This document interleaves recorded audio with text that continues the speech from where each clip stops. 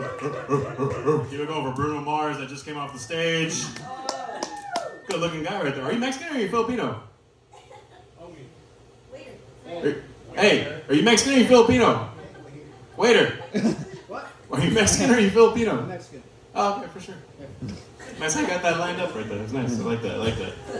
It's great. I'm gonna do a social experiment real quick. Red Robin. Yeah, that's how you know it's poor, guys. Right there.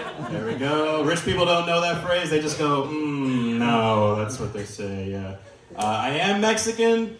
Yeah, I know there's a bunch of Mexicans in here. I know I smell Downy. It's great. It's fantastic. Lavender Fresh, Ocean Mist.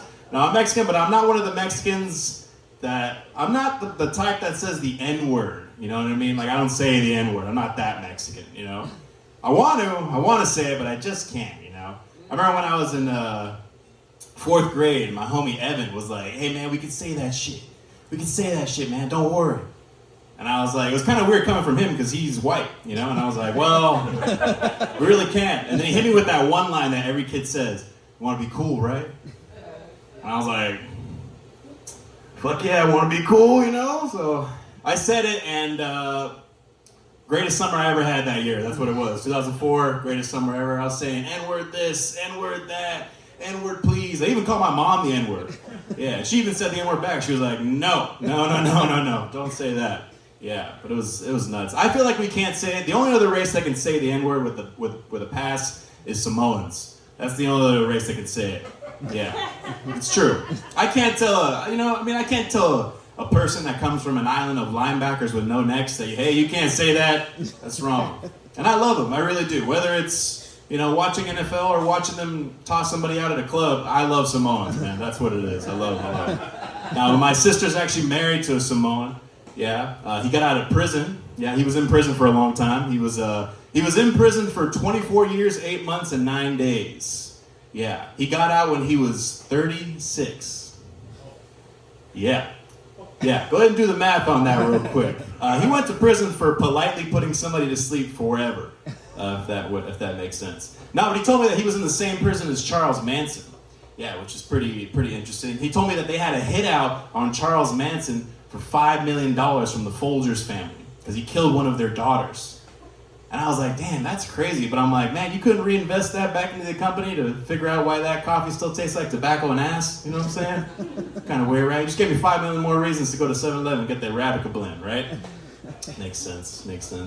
Now, I got incredibly high last night, and I saw a documentary on Steve Irwin. Yeah. I was a wild boy, man. Wild boy. I found out that Steve actually discovered a rare snail in Australia, and because he was the first one who discovered it, they actually named it after his favorite phrase and his first and last name.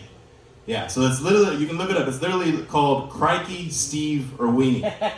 Yeah, and I was like, that's cool, but it's kind of corny, I kind of wish like Samuel L. Jackson would have like found that out, you know what I mean? Call it motherfucker Samuel L. Jackson.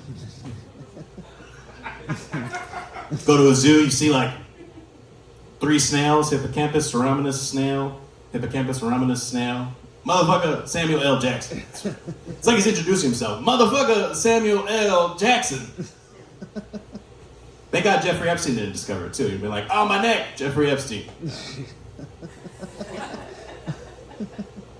Nah, but I found out that after Steve died, a bunch of stingrays kept getting killed by the local people. They kept getting killed, which is kind of weird because blaming a wild animal for doing wild animal things on behalf of a wild animal is some sort of mental illness, Found out that they actually they got him, they stung him, you know what I mean? They cut off their tails and they hung them by a tree with rope. And I was like, man, white people on their rope, they just can't get enough of it, no matter what it is. Yeah. Nah, but go with me on this trip. Do you guys think stingrays look at the stingray that killed Steve Irwin how we look at O.J. Simpson? They're just like, yo, he got away with that shit, dog. There he is right there. Juice is loose, yeah. Now, I said that out in the living room, and my girlfriend was like, hold on, how do you know it wasn't a female stingray? Because it could have been a female stingray. And I was like, well, it's simple. A female stingray would have just said something mean, not done something mean, So it would have said, I'm not happy, Australia sucks, and we need to talk later, okay? I'm like, god damn it. All right, guys, one more time. Keep it going for your host right here.